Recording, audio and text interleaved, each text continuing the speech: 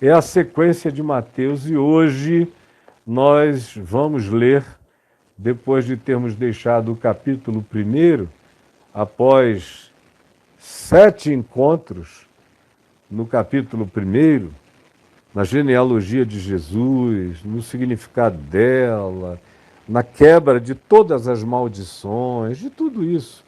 O nascimento de Jesus, como o nascimento de Jesus é ético, porque é uma decisão divina, mas não é moral de acordo com os critérios humanos. A moral é pertinente ao homem. A ética é a saúde humana segundo o desejo do Criador para a preservação da saúde da vida humana. Isso é o ethos da vida. É daí que vem a palavra ética, é dessa casa de cobertura, de proteção, de agasalho divino ao bem-estar da alma. A moral muda de geração em geração. É uma média ponderada, é um acordo tácito. Mas a religião se orienta pela moral. Ela não se orienta pela ética. E Deus é o Deus da ética e não da moral, porque para Deus ter e ser um Deus da moral, ele teria que falar com os pais de Maria: olha, eu vou engravidar sua filha. Depois comunicar a José: não fique assustado, ela é virgem, mas ela vai ficar grávida. Depois então iria para Maria e dizia: seu pai e sua mãe já souberam, consentiram, seu noivo também. Não se assuste, minha filha, você vai ficar grávida do Espírito Santo. Isso para resolver um problema caseiro, porque não resolveria o problema moral, exterior e social sob hipótese nenhuma. Pai e a mãe dela e José poderiam vir em coro testemunhar que eles tinham a convicção de que era do Espírito Santo, mas mesmo assim a garota iria ser apedrejada.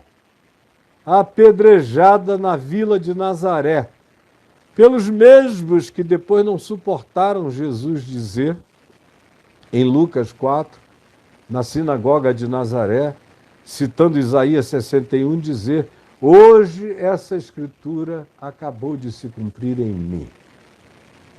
A escritura messiânica, da promessa messiânica de Isaías 61. Levaram Jesus para o despenhadeiro e queriam precipitá-lo lá daquele despenhadeiro que está lá até os dias de hoje, uma montanha quebrada, profunda, mortal, totalmente pedregosa e íngreme. É um cliff muito, muito, muito perigoso. Levaram-no lá para empurrá-lo e matá-lo, abismá-lo nas pedras. E ele, olhando nos olhos de cada um deles, passou pelo meio deles, passou pelo meio deles e não deu satisfação a absolutamente ninguém. Era nesse lugar, só que 30 e tantos anos antes, que a situação ocorreu e o resultado moral seria o apedrejamento de Maria. Mas vem Deus e atropela a moral dos nazarenos, dos judeus e do mundo inteiro. Não fala com o pai, nem com a mãe, nem com o noivo. Fala direto com a garota de 14 anos e diz: você vai ficar grávida. E a garota diz: eis-me aqui. Se fosse nos dias atuais, era a pedofilia divina. Para vocês terem ideia de como a encarnação de Deus em Cristo Jesus é uma coisa chocante em todas as perspectivas humanas que você queira avaliar. Ela não passa em nenhum critério. Em nenhum critério. O meu volume está no máximo, deixa eu ver. Melhorou por alguma razão? Então vamos lá, eu vou ler. Só que hoje, deixando o capítulo 1 para trás, não me perguntem nada, por favor, nem fiquem conversando entre vocês. Caio, explica por que existir um Deus. Não, não, meu filho, não. Acabou esse negócio, tá bom? Além do óbvio, acabou esse negócio, porque isso é óbvio. Vá lá no meu portal, caifab.net, bote essa pergunta lá no robozinho. Ele te responda, porque ela é óbvia, não é além do óbvio. Olha aqui para mim. Mas só uma coisa, se há um Deus, e Deus é, e Deus há, com certeza absoluta, Ele é. Se Deus não é, eu não sou. Ele é, e eu é que não sou. Mas Ele é. Se Deus é, Ele é absurdo, e Ele está para além das tuas perguntas, além do óbvio. Deus está para além do óbvio, Deus é absurdo na sua natureza em si. Qualquer um que explique Deus é um burro. Deus está para além de toda explicação, de toda teologia, de toda compreensão. Um Deus compreensível é patético. Chega além do óbvio. E vamos parar de me perguntar. Aqui, por favor, em Mateus, no capítulo 2, está dito: depois de tudo que eu expliquei sobre o nascimento de Jesus, a quebra da moralidade, o significado de Jesus de um lado, Emanuel do outro, as explicações de natureza crística de um lado, vinculada ao Emanuel, e de natureza jesuológica, vinculada a Jesus, e à história, e ao espaço-tempo, e ao testemunho do Evangelho no espaço-tempo. O Emanuel precede o Cristo encarnado. Ele sempre esteve conosco e todas as coisas sempre nele estiveram. Dito isto, e todas as coisas anteriores que estão gravadas aqui para quem quiser, à vontade, prossegue o texto dizendo: tendo Jesus nascido em Belém da Judéia, tendo Jesus nascido em Belém da Judéia, por causa do recenseamento de Herodes, que Lucas é quem narra nos detalhes, explica o que eles foram de Nazaré fazer em Belém da Judéia. Por isso o Evangelho de Lucas é tão importante, dando consecução à narrativa de Mateus, as completações narrativas do Evangelho. Você encontra nos sinóticos, que são Mateus, Marcos e Lucas, esses complementos necessários, um ao outro.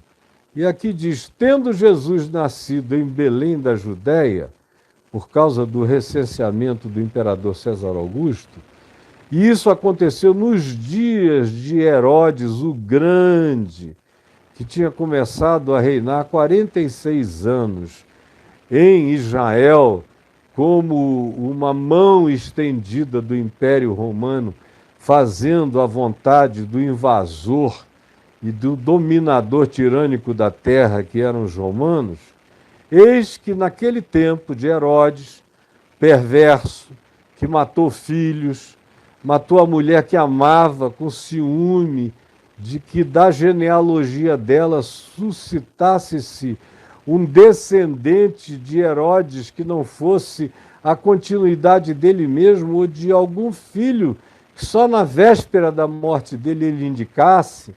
E como ela, a Miriam, esposa que ele amava, pela qual ele era enlouquecido, tarado, dizem os historiadores, era irmã do sumo sacerdote Jonatas, e que era um homem respeitadíssimo, e que tinha tudo, e toda a elegância, e os pudores, e a capacidade relacional de tomar o lugar de Herodes. Ele, com ciúme disso, não só mandou matar o cunhado, mas matou a mulher que amava e os filhos que dos dois procediam.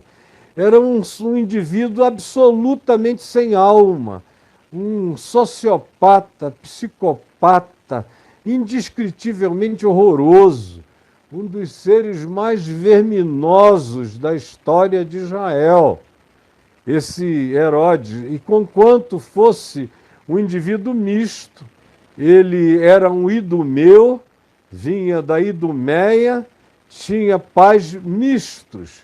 E por causa dessa mistura pagã, judaica, ele conseguiu ludibriar os sacerdotes e enganar os romanos e fazer-se confiável e cumprir todos os desejos que a religião tinha, e se tornou um imperador que facilitava todas as coisas vinculadas ao templo, aos sacerdotes, aos hiperreligiosos que lhe garantiam um status de governança entre ele e os romanos, e tinham dele tudo o que queriam, porque ele existia também para favorecer a religião e os religiosos. Uma história que o cristianismo conhece muito bem, recorreu a ela o tempo todo, se corrompeu por causa dela, mais do que tudo nos últimos 1.700 anos, e continua corrupto pela mesma razão. Não pode aparecer alguma autoridade prometendo coisas à religião que eles ficam de quatro para o inferno, para o diabo, para quem quer que seja, e entregam tudo. E Herodes sabia onde estava o botãozinho desse pessoal que funciona, que é uma maravilha, quando tem uma autoridade que os suborna com esse poder do dar tudo, tudo isto eu te darei, se prostrado me adorares. Não é só Satanás que disse a Jesus, são todos os satanases, todos os anticristos, todas as autoridades manipuladoras, dominadoras, controladoras, que querem a bênção dos falsos profetas, das bestas falsos profetas, de acordo com Apocalipse 12:13, que são a religião abençoando o poder político. Todos os que querem isso apenas usam desse expediente e recebem tudo o que querem. E Herodes está aqui cumprindo este papel.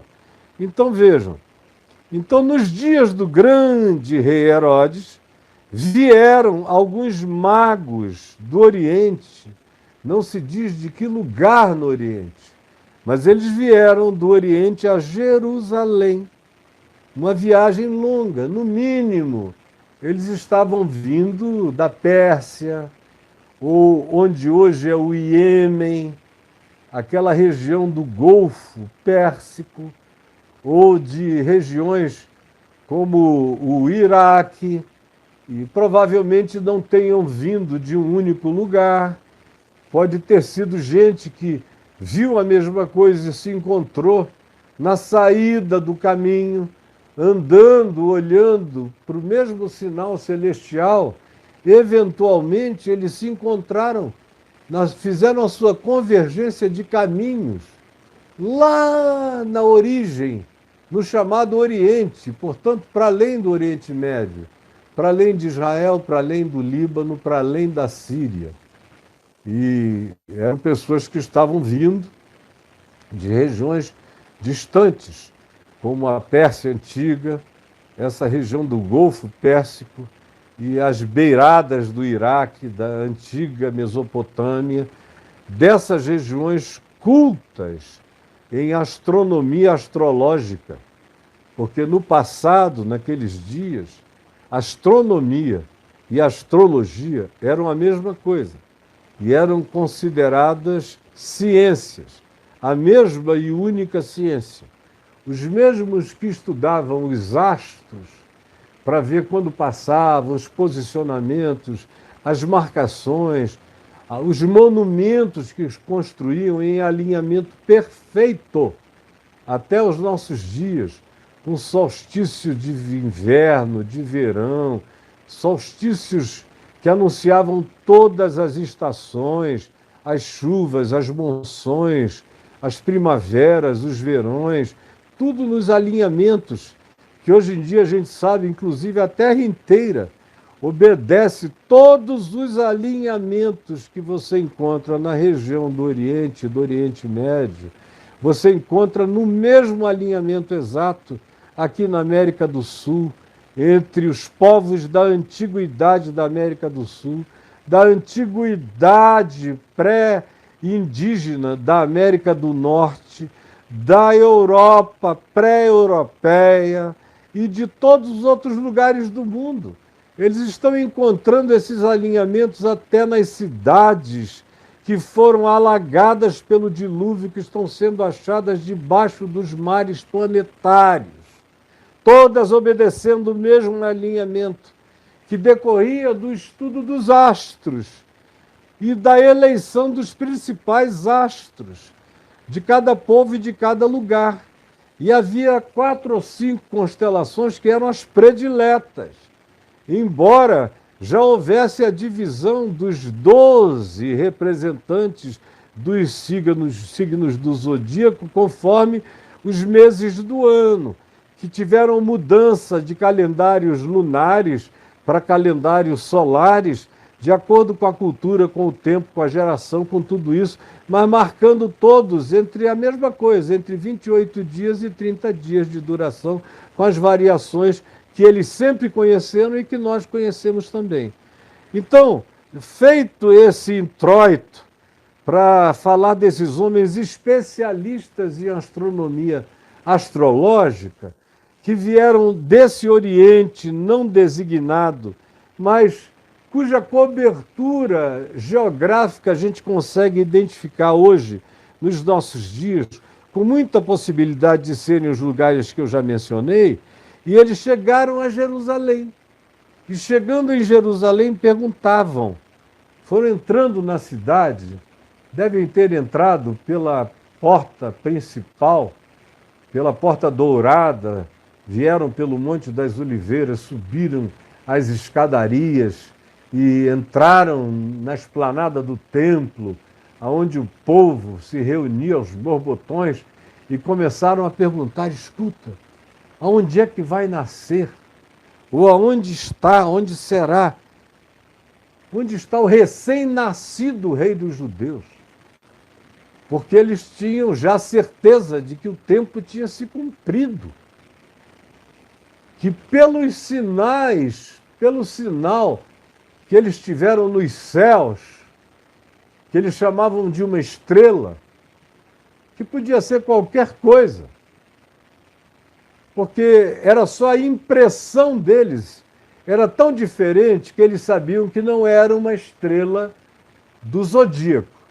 Eles sabiam que não era uma estrela da astronomia mapeada por eles. Não era.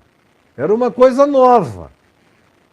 Era algo que, na concepção deles, designava o nascimento de alguma figura luminar da história humana. Eles tiveram a convicção enorme de que eles estavam olhando para uma coisa alienígena em relação aos corpos celestes e que carregava uma mensagem que para eles era inequívoca. E perguntavam para todo mundo, onde está o tempo presente verbal? Esse onde está era assustador, porque já dava o caso como feito. Onde está? E aí os judeus, na esplanada do templo, aquela multidão entrando e saindo, para todos os cultos, vendo aqueles homens bem vestidos, com suas caravanas imensas, com suas riquezas, com toda a sua demonstração de poder, figuras raras, dizendo aonde está. Não é onde estará, onde será, onde está. Com uma convicção enorme de que tinha já um Emanuel presente, de que tinha um Jesus nascido em algum lugar. Onde está? E esses que vêm de onde não tem nenhuma informação, não tem nenhuma Bíblia, onde não há nenhum profeta, onde não existia nenhum João Batista, nenhum evangelista, ninguém prenunciando e sabendo que da geração e da genealogia de Abraão, de Davi, nasceria aquele que seria o Messias, o ungido de Deus no mundo. Não, era um lugar onde não havia essa história, nem essa informação. Eram pessoas que conheciam muita astronomia para os dias deles e imaginavam que os céus designavam sinais, como os astrólogos sérios da antiguidade imaginavam. Hoje em dia o cara pega isso tudo aí nos mapas astrais que o Google traz, vai aplicando cada um para si ou para o outro e fica todo mundo andando para lá e para cá. Eu sou isso, eu sou aquilo. Agora está tendo um reavivamento astrológico na nossa sociedade. Todo mundo que vem conversar com você, depois de um papinho, vocês já notaram, é óbvio. Tá? Se eu, que sou um velho, sei disso, imagina vocês que estão aí na rua com a garotada. Toda hora tem alguém que me ouve assim, sem saber maiores informações sobre o meu nascimento, fica supondo algumas coisas. O senhor deve ser do signo tal. E ninguém acerta. Aí eu digo, olha, eu sou, por acaso, de peixes. Mas, de acordo com as designações astrológicas de vocês, eu tenho um pedaço de cada coisa. E a minha vida e a minha personalidade é uma confusão total para quem se aferra a esses perfizinhos psicológicos tão básicos, tão bobos e tão lotericamente capazes de serem afináveis com as tendências da maioria das pessoas e cada um enxerga o que procura. Em qualquer coisa, todo mundo acha o que quer. Acha o que quer. Seja nos astros, seja na leitura da Bíblia, assim, abrindo e botando um dedo em cima. Cada um acha o que quer. E não acha nada quando acha só o que quer, não acha coisa nenhuma. Então eles perguntaram, onde está? Foi por isso que essa pergunta, onde está o recém-nascido rei dos judeus? Porque vimos a sua estrela no Oriente e viemos para adorá-lo. Onde está? Deixou todo mundo alarmado. O verso 3 diz, alarmou-se, tendo ouvido isso, alarmou-se o rei Herodes e com ele toda a população de Jerusalém, que naqueles dias tinha cerca de 30.000 pessoas morando fixamente dentro da cidade amuralhada, como a gente chama até o dia de hoje. Aquela confusão, aquela balbúrdia, o quê?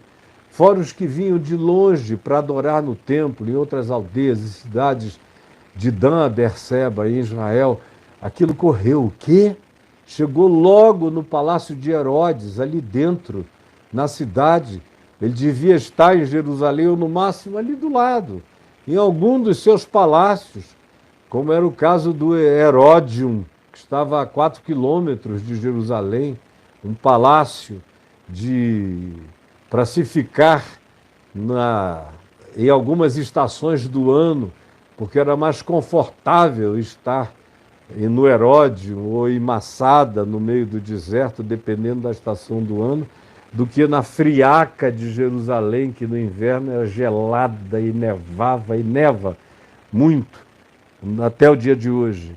Então, quando eles ouviram isso, pânico se instalou em Herodes e em todo o povo. Então Herodes convocou um concílio, o Sinédrio, o Supremo Concílio dos teólogos, dos acadêmicos, dos sábios, dos entendidos, dos versados em Bíblia, em Velho Testamento. A Bíblia, para eles, era o Velho Testamento, como para mim, a Bíblia, conquanto tenha nela, na minha Bíblia, o Velho e o Novo Testamento, eu acho que a Bíblia deveria ser Velho Testamento para a gente saber, compreender, baseado no que os judeus que tinham fé tinham a sua esperança e consolação no eterno, e não misturarmos uma coisa com a outra, porque o Novo Testamento vem e declara o tempo todo que muitas coisas do Velho Testamento caíram em estado de obsolescência por causa de Jesus, porque a chegada dele, como Moisés prometera a Israel, vocês já devem ter lido isso, e se não leram é uma pena, porque Moisés disse, olha, eu estou falando tudo que eu estou falando, mas depois que eu for, vai aparecer um muito maior do que eu. Ele quase que disse a mesma coisa que João Batista disse. João Batista disse, de quem eu não sou digno de desatar as correias das sandálias dos seus pés. Moisés disse, virá um muito maior do que eu. Ele vos dirá todas as coisas que deveis fazer e saber. Mas essa profecia de Moisés sobre Jesus, nem os judeus quiseram levar a sério, porque era para, diante de Jesus, terem ficado chocados, porque Jesus tornou Moisés um garoto primitivo, antiquado, da creche da revelação. Diante de Jesus, Moisés estava tateando. Ele sabia que vinha, sabia e tinha certeza que quando ele viesse, aqueles sacrifícios todos, imolados no tabernáculo e nos altares, tudo isso iria cessar, porque ele seria o cumprimento de todas as coisas.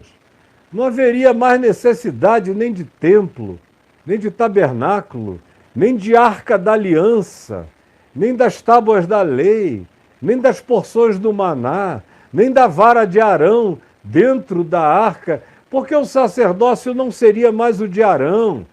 As tábuas da lei ficariam em obsolescência que Moisés não conseguia nem explicar qual seria a categoria maior que haveria de ser instilada como mandamento, não em pedras, mas nos corações dos homens. Estava para além da compreensão deles todos. Alguns tiveram uma melhor compreensão, como Jesus diz de Abraão, vosso pai Abraão viu os meus dias e se regozijou, teve uma miragem. Davi, quando Jesus diz, a quem Davi se referia?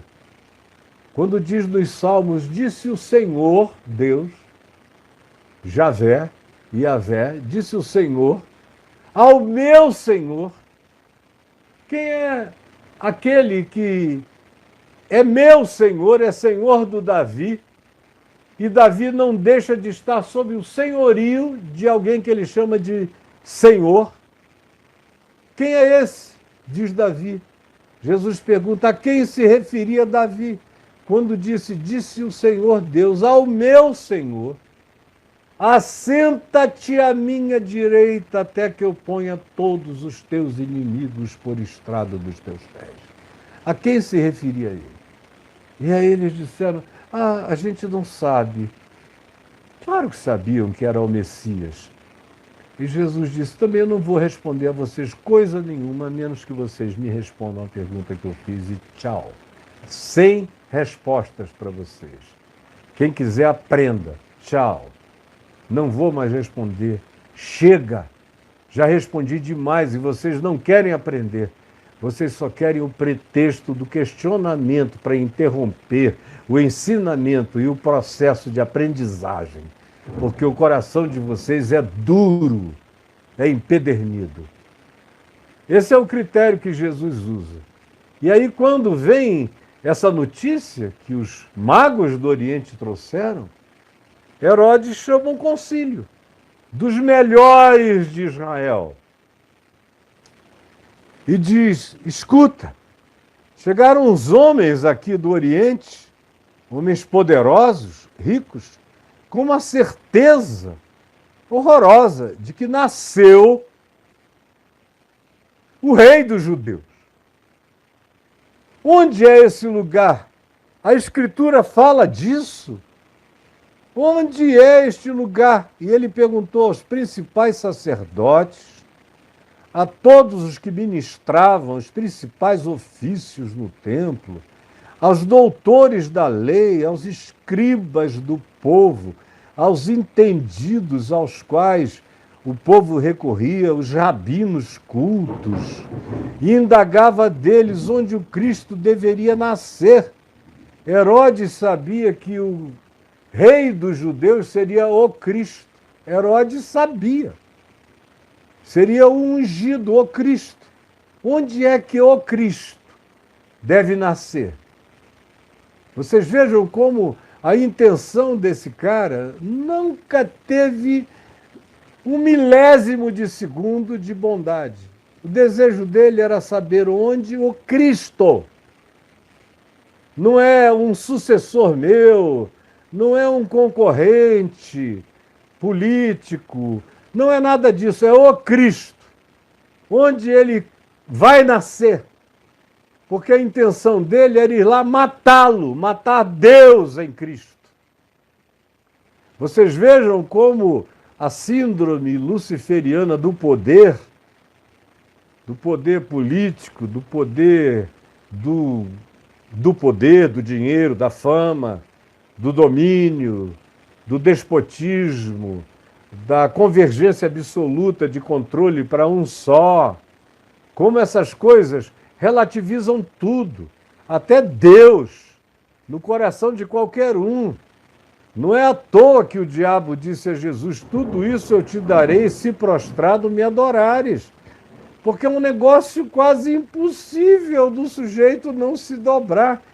Mostra os reinos do mundo inteiro, diz: olha, o mundo é teu, cara. Tudo que você quiser do mundo é teu. Me foi dado e eu dou a quem eu quiser.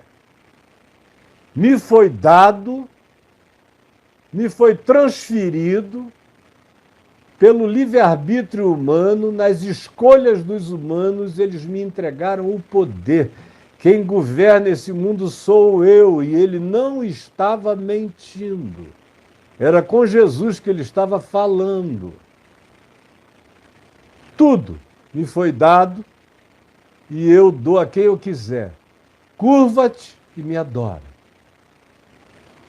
Me adora e eu te darei todos os reinos do mundo. E tu cortas um caminho, tu tiras a cruz da tua frente, tu arrancas essa história de amor, justiça, pobre, misericórdia, compaixão, se importar com os que nada podem ou pouco podem, ou nada sabem ou sabem quase nada.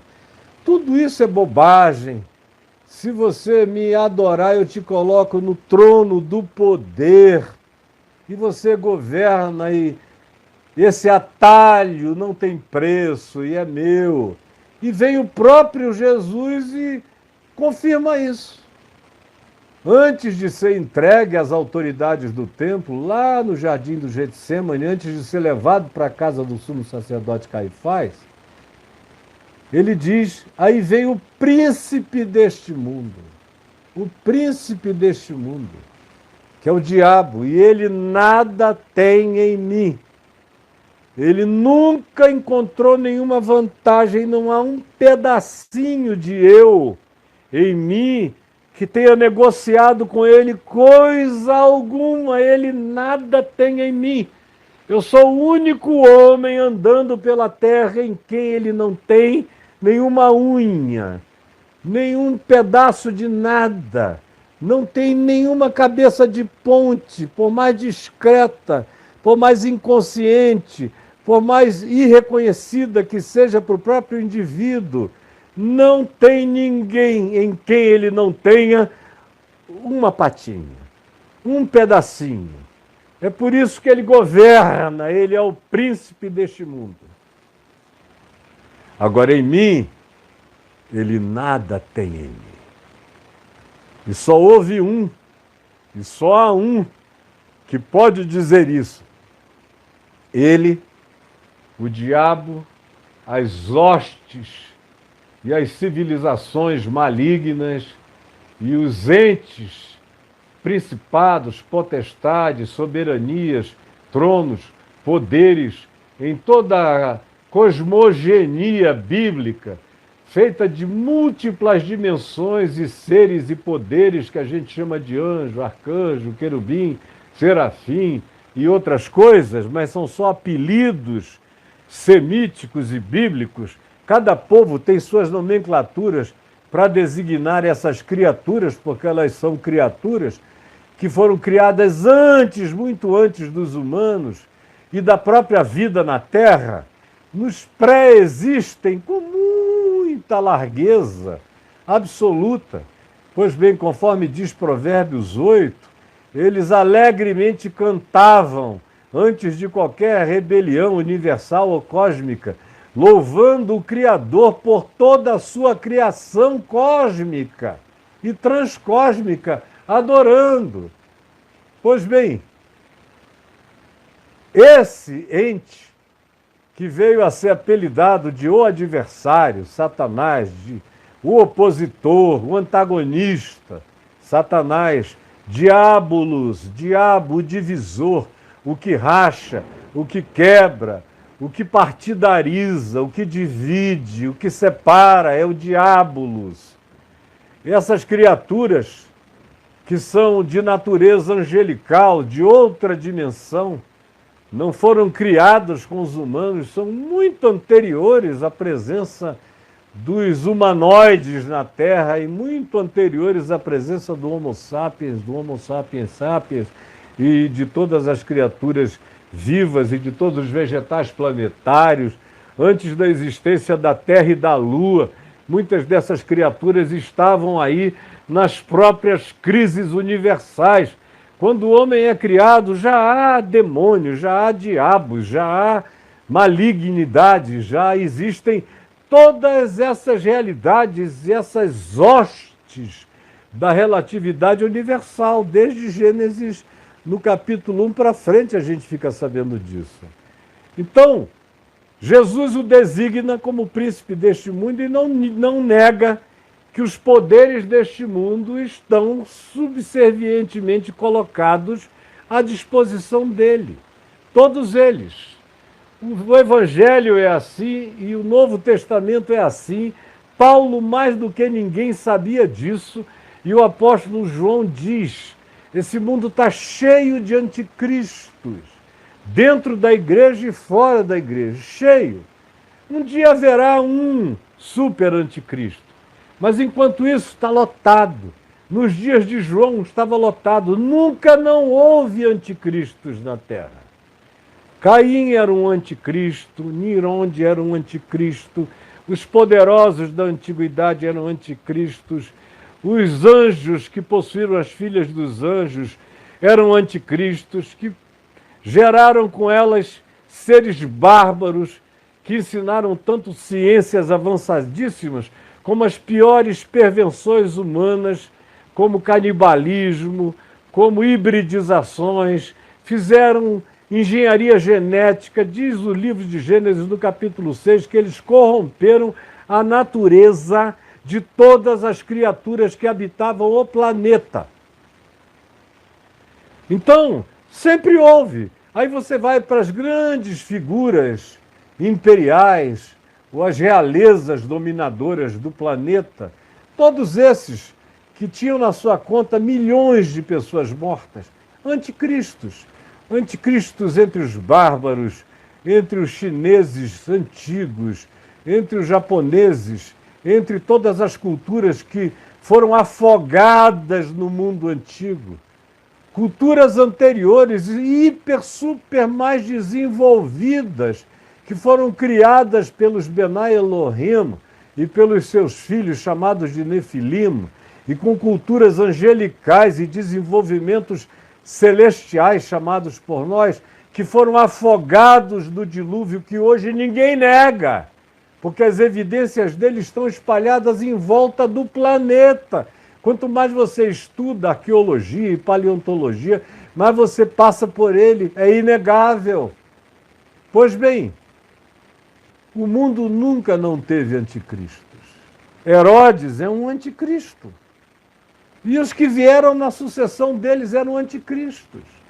Os primeiros 10 Césares foram considerados pelo apóstolo João, que nasceu nos dias de César Augusto ou Tibério, ele era mais jovem do que Jesus, então pode ter nascido nos dias de Tibério, mas viveu muitos anos, viveu até os anos de Domiciano, e ele viu o Coliseu ser construído, ele soube da morte de Paulo decapitado em Roma, de Pedro crucificado em Roma.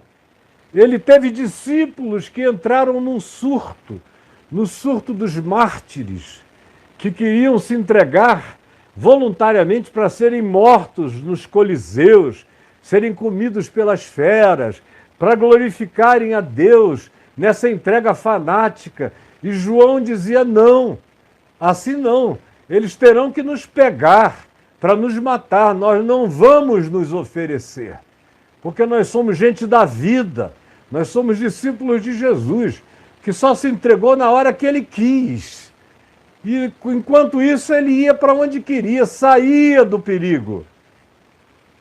E um discípulo de João chamado Policarpo foi um indivíduo de uma importância fundamental no que diz respeito a acabar com esse fanatismo da entrega deliberada ao martírio. Então eu estava dizendo isso para falar de João, que diz na primeira epístola dele dos muito anticristos que saíram do nosso meio, que estão dentro da igreja, que vivem na igreja, que saem da igreja, e os que estão fora da igreja. O mundo está cheio, dentro e fora, não reconhece a igreja como divisão para nada. E tampouco, fiquem sabendo, o Apocalipse nos poupa dessa narrativa. Ao contrário, o Apocalipse vai falando de uma igreja que vira anticristo, capítulos 2 e 3, depois de uma sociedade que cresce espiraladamente na história para ir ficando cada vez mais maligna, até que se transforma numa grande besta, e ele usa Roma o tempo todo como cenografia, a cidade das 7 colinas, e usa os 10 principais imperadores romanos que ele tinha notícia, de Domiciano para baixo, e inclusive usa o critério do Nero redivivo, que era uma crença que existia naqueles dias, que Nero tinha sido tão ruim, tão ruim, tão ruim, que haveria um sucessor dele, uma reencarnação dele, perversíssima. Aí quando veio o imperador e Domiciano, que era um dos piores homens, um dos que mais males fez aos cristãos, daí ter surgido essa onda de vamos nos entregar ao martírio para honrar a Deus, João, que estava vivo, entendeu aqueles 10 imperadores como 10 figuras arquetípicas e diz que o 8º, que era Nero, tinha morrido, mas que no lugar dele apareceria um outro, tão ruim quanto ele, e Domiciano foi o 10º nessa sequência. Os 10 imperadores. E o Apocalipse usa essa arquetipia, que obviamente não teve a sua consumação absoluta nos dias de João, nem do Império Romano, mas o Império Romano foi um arquétipo perfeito para explicar essa espiral linear crescente que se desenvolve na história humana e que vai atingir o seu ápice. Cada geração isso fica mais parecido com a descrição de João Batista, a tal ponto que eu tenho dito há anos que eu já não preciso de muitas pesquisas hermenêuticas, ou quase nenhuma, para entender o Apocalipse. Porque o Apocalipse é contemporâneo da gente. O Apocalipse é, geopoliticamente falando, parecidíssimo com o planeta, como o planeta é hoje. É, ecologicamente falando, parecidíssimo de como o planeta está hoje. Do ponto de vista das suas narrativas futuras, ele é extremamente coerente com o que a astronomia nos diz sobre o que pode vir dos céus, de fora da nossa atmosfera para o planeta, os envenenamentos gerais, as calamidades, o clima, como Jesus disse, os mares, o terror, como os homens desmaiarão de terror, pela angústia dos tempos, pelo ruído e o pavor e o crescimento e o engrossamento do mar, inundando, invadindo as cidades, comendo as terras, apagando e cobrindo as ilhas. Jesus disse: os homens vão cair em colapso, em pânico, diante dos sinais nos céus e dos céus, e sobre a terra angústia, angústia, entre as nações, ameaça, medo, guerra, possibilidade de destruição, de hequetombes, de todos os tipos e natureza. Tudo ficou tão óbvio, e a cada geração que passa, mais óbvio ainda se torna. Então este mundo tem um príncipe, e Herodes era uma dessas manifestações perversas. Em Israel, Herodes o Grande é a figura arquetípica do Novo Testamento que mais se identifica com as figuras perversas do livro do Apocalipse. Com o grande dragão que quer engolir a mulher grávida de um filho que nasceria e regeria as nações com cetro de ferro, com a vara da sua boca, com a palavra da sua boca. Leia lá no livro do Apocalipse. Está cheio dessas alusões, e o próprio Herodes é um fator de contribuição arquetípica para o que João veio a falar muitos anos depois de Herodes ter morrido, mas ele continuava servindo como figura para aquela arquetipia. Assim como Antíoco Epifânio III servia como arquetipia para Jesus, falar dele, usando-o como referência para o abominável da desolação, que se assentaria no lugar santo, ele diz: quem lê entenda, fazendo uma alusão ao profeta Daniel e também historicamente aos que tinham vindo da dinastia de Antíoco Epifânio, dos Seleucidas, que estavam na Síria, da divisão do exército de Alexandre o Grande, em 4 generais, e os 2 mais importantes eram Ptolomeu no Egito, pai de Cleópatra, e os Seleucidas na Turquia, de onde veio a dinastia dos Antíocos. E Antíoco Epifânio foi quem pegou um porco e imolou no altar em Jerusalém, profanando tudo. Por isso ele se transformou numa figura arquetípica dessa abominação desoladora, dessa capacidade de transformar o santo em sacrílego, desse desrespeito por qualquer coisa. Como as Escrituras dizem, ele não respeitará nem Deus nos céus, nem mulheres, nem homens, nem ninguém, nem referência de coisa alguma. Ele diz que ele é a referência, ele é o absoluto. Durante a história a gente encontrou milhares de pessoas assim. Milhares. Hitler não é o único. Meu Deus, Stalin foi um Hitler da mesma natureza perversa. Antes dele, quantos outros tiveram a mesma natureza perversa? Quantos Césares? Quantos bárbaros? Quantos invasores? Quantos matadores?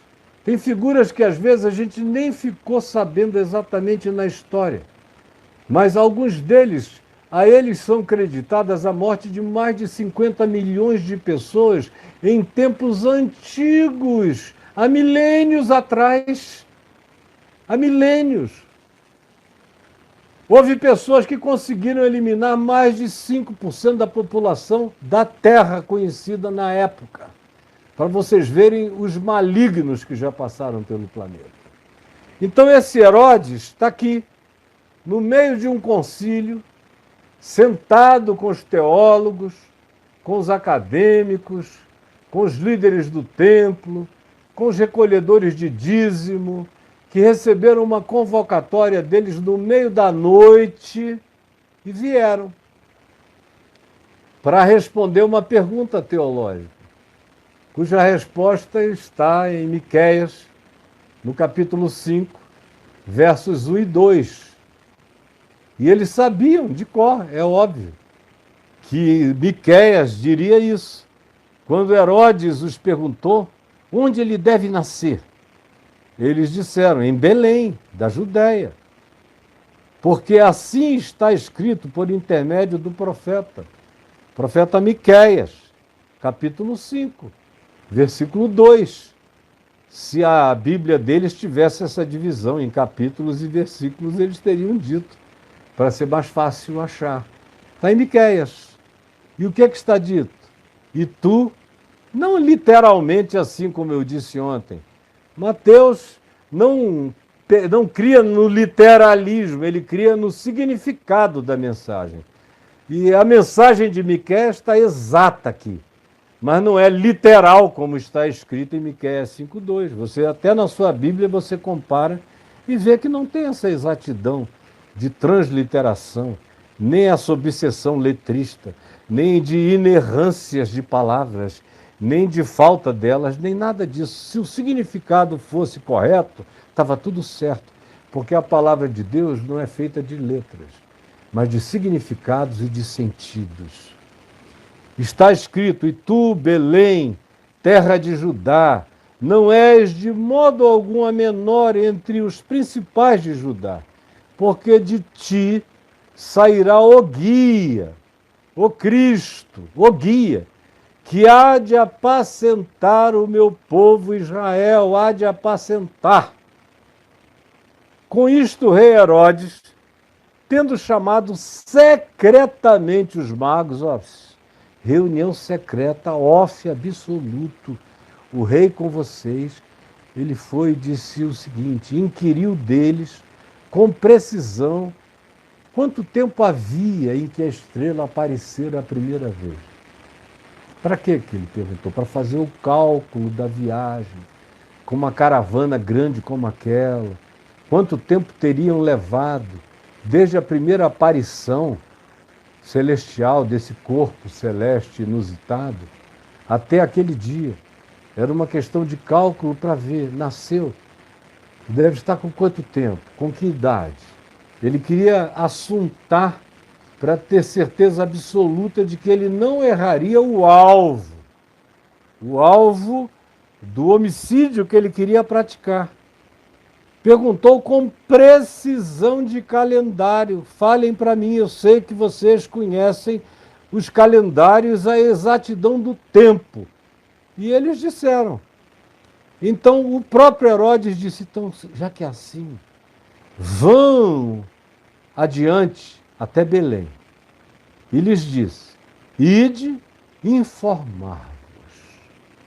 Ide informar-vos. Cuidadosamente, é outra palavra minuciosamente escolhida. Ide informar-vos. A gente já viu aqui a palavra, queria saber com precisão, agora quer informação precisa a respeito do menino. A data, a hora, o lugar, onde é. Marquem no GPS. Então voltem aqui, me avisem, porque eu não quero confusão, não quero os romanos apavorados, não quero que isso seja reportado a César, não quero que a cidade saiba, não quero que esse assunto corra, quero silêncio, porque senão é o meu lugar que fica em perigo. E eu preciso abafar essa informação, dizia ele para si próprio. Por isso é que ele requer esse sigilo todo e diz, depois que vocês me avisarem, então eu irei lá, semelhantemente a vocês. Olha a grandeza da hipocrisia política, que é sempre a mesma, em todo lugar, conforme a máxima. Todo poder corrompe. E todo poder absoluto, absolutamente corrompe, de maneira absoluta e completa.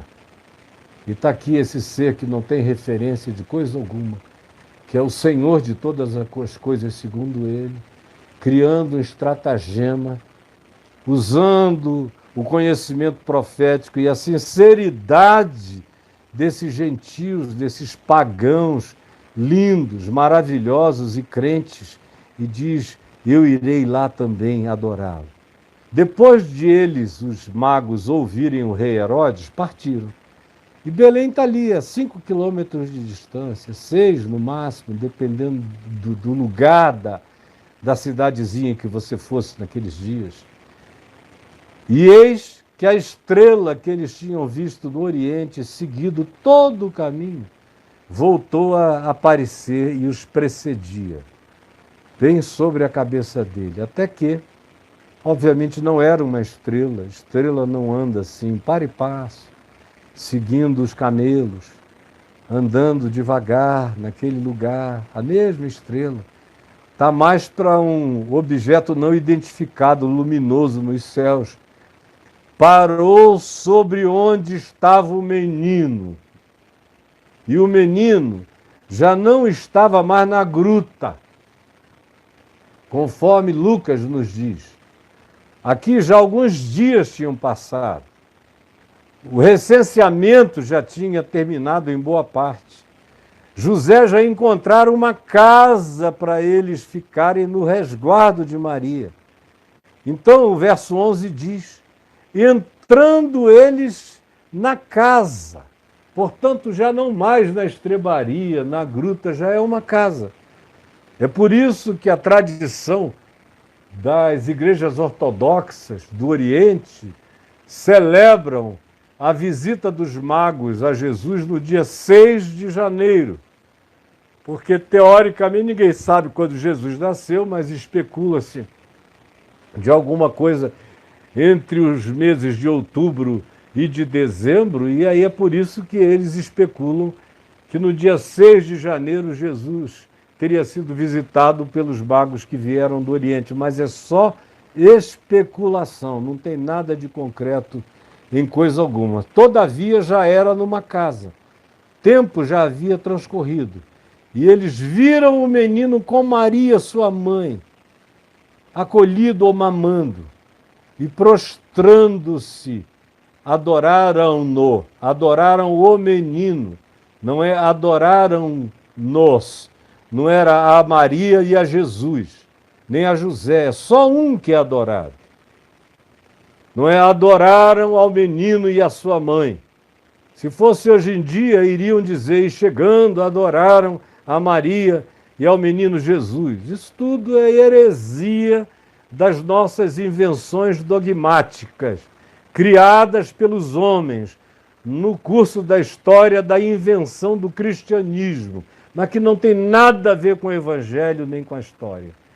Adoraram-no, adoraram a Jesus, e abrindo os seus tesouros, as suas caixas, os seus baús, lhe entregaram as suas ofertas, ouro, incenso e mirra, que eram oferendas preciosas, caríssimas, importantíssimas, riquíssimas. E a gente pode fazer aquelas interpretações que os pais da igreja, o pessoal da patrística do primeiro, segundo, terceiro séculos, ou depois no curso da história do cristianismo, você vê alguns intérpretes, e todos eles de natureza alegórica, de hermenêutica originiana, querendo atribuir significado ao ouro. O ouro porque ele era rei, o incenso porque ele era sacerdote, a mirra porque ele morreria na cruz e seria embalsamado. Tudo isso é alegoria bonitinha, é igual presépio, mas não tem sua fundamentação em base nenhuma histórica, exceto no fato de que as coisas que foram dadas a Jesus eram as que tinham mais valor e que poderiam ser carregadas por uma caravana. Se eles pudessem, eles levariam um palácio, mas não dava. Encheram o que tinha de ouro, o que podiam também, além do ouro, de incenso, que era caríssimo, e mirra, que também custava uma fortuna. Eram coisas que teriam sua utilidade logo depois, quando José e Maria vão se refugiar no Egito.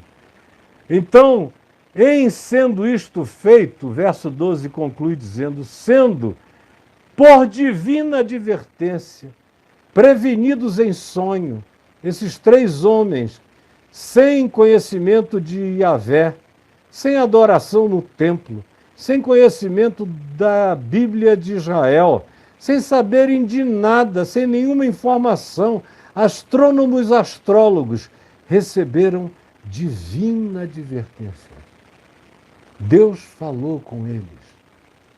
O Deus de Israel, a quem Israel não conhecia, o Deus do templo, que no templo não era adorado, o Deus dos sacerdotes, dos teólogos e dos acadêmicos, que conheciam, eram biblicistas e conheciam textos bíblicos, mas não eram capazes de praticar ou de viver da esperança da palavra. Sabiam que tinham um testemunho estranho, quase inequívoco, de gente vinda do fim do mundo, dizer onde é que é. Nasceu. Vocês não estão sabendo, não? E eles citam o texto. Os magos se levantam e vão, e adoram, e presenteiam o Cristo em Jesus. E Deus fala com eles. Eles que não tinham nenhum conhecimento, Bíblia nenhuma para abrir, mas Deus falou com eles. Já vinha falando. E falou com aqueles que não o conheciam, que nada sabiam dele. E disse: não voltem por Jerusalém. Saiam de Belém, peguem qualquer um dos 2 caminhos principais, ou atravessem o Rio Jordão e subam pelo deserto da Arábia para a terra de vocês, ou vão para o litoral até Jope e depois sigam margeando o litoral.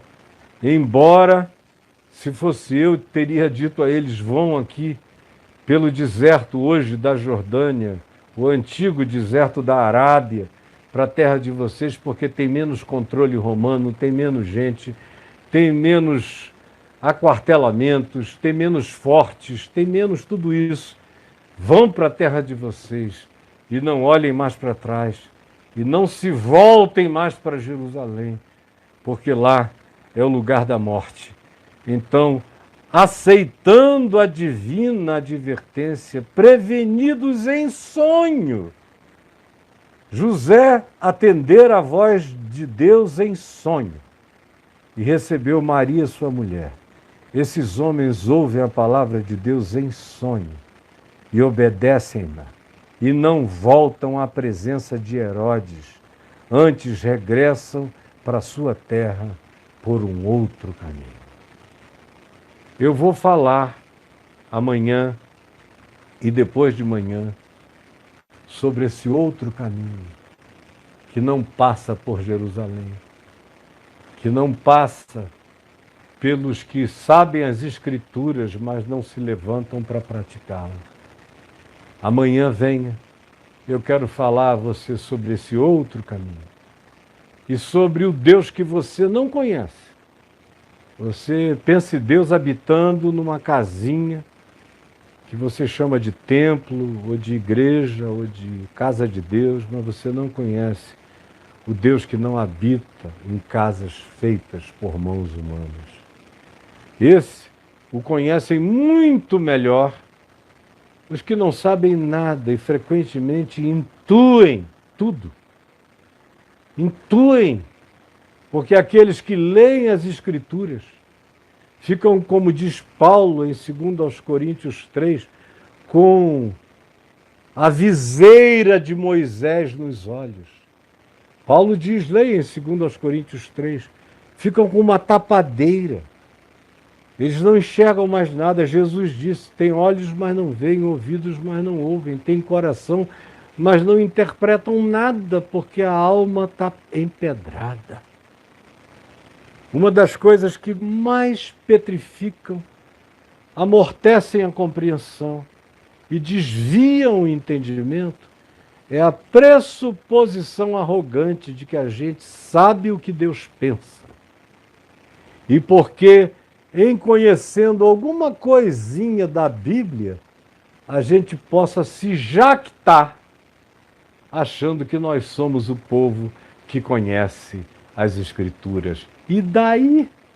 E daí, astrônomos e astrólogos do Oriente, que não sabiam nada, sabiam, todavia, obedecer e chegar a um lugar não explicado por nenhuma escritura na terra, mas seguindo o absurdo nos céus, e chegarem ao lugar onde se adora, com o coração puro, com o coração simples, com o coração quebrantado.